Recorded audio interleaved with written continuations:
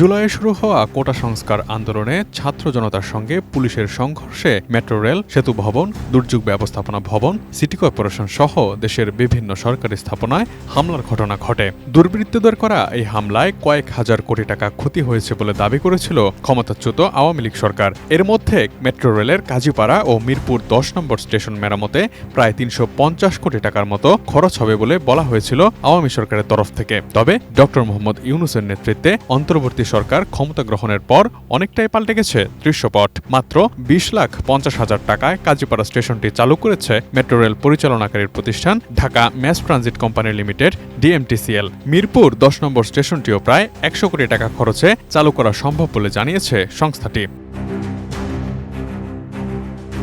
বনানীতে সেতু ভবনে হামলার পর বলা হয়েছিল এই ভবনে প্রায় ৩০০ কোটি টাকার ক্ষতি হয়েছে। তবে এখন বলা হচ্ছে আদতে ভবনটির ওই পরিমাণ ক্ষতিই হয়নি। গত ৫ আগস্ট আওয়ামী লীগ সরকার পতনের আগে যেসব স্থাপনা ক্ষতিগ্রস্ত হয়েছিল তার প্রায় সব হিসাবই কাল্পনিক ছিল বলে মনে করেন অংশীজনরা। তারা জানান, শেখ হাসিনা সরকার ক্ষমতায় থাকলে হয়তো তারা এই ক্ষতির পরিমাণ ক্রমেই বাড়িয়ে দেখাতেন। এর প্রধান উদ্দেশ্য ছিল দুর্নীতি করা। এখন যেসব স্থাপনা মেরামতের খরচের হিসাব পাওয়া যাচ্ছে সেগুলো বিশ্বাসযোগ্য। তারপরেও স্বচ্ছতার সঙ্গে সরকারকে টাকা ব্যয় করার পরামর্শ অংশীজনদের।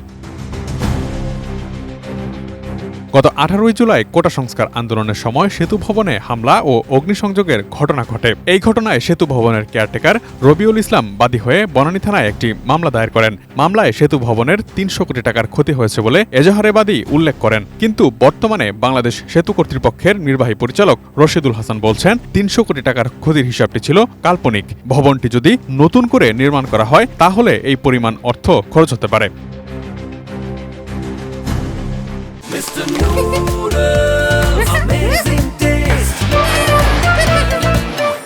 গণপূর্ত অধিদপ্তরের পক্ষ থেকে বলা হয়েছে, সেতু ভবনটির প্রথম ও দ্বিতীয় তলা ঝুঁকিপূর্ণ। ভবনের বাকি তলাগুলো ব্যবহার করা যাবে। সেই অনুযায়ী এখন সেতু ভবনের ৬ থেকে ১০ তলা পর্যন্ত অফিস চলছে। একই সাথে শেখ হাসিনার পদত্যাগ করে দেশ ছাড়ার পর এই ভবনের ১১২ কোটি টাকার ক্ষতি হয়েছে বলে সংশ্লিষ্ট মন্ত্রণালয়ে চিঠি দিয়েছে বাংলাদেশ সেতু কর্তৃপক্ষ। ১৯ জুলাই মহাখালীতে দুর্যোগ ব্যবস্থাপনা ভবনে ভাঙচুর ও অগ্নিসংযোগ করা হয়েছিল। আগুনে ৯ তলা ভবনটির সামনের অংশ পুড়ে কালো হয়ে গিয়েছে। আর ভবনটির সামনে ও পার্কিংয়ে থাকা অর্ধশতাধিক গাড়িতেও আগুন দেওয়া হয়। অন্তত ৫০০ কোটি টাকার ক্ষতি হয়েছে বলে দাবি করেছিল তখন দুর্যোগ ব্যবস্থাপনা অধিদপ্তর। ২৭ জুলাই সেতু ভবন ও দুর্যোগ ব্যবস্থাপনা ভবন পরিদর্শনও করেছিলেন সাবেক প্রধানমন্ত্রী শেখ হাসিনা। তখন তিনি এই ঘটনায় বিএনপি জামায়াত চক্রকে দায়ী করে ৫০০ কোটি টাকার ক্ষতি হয়েছে বলে জানিয়েছিলেন।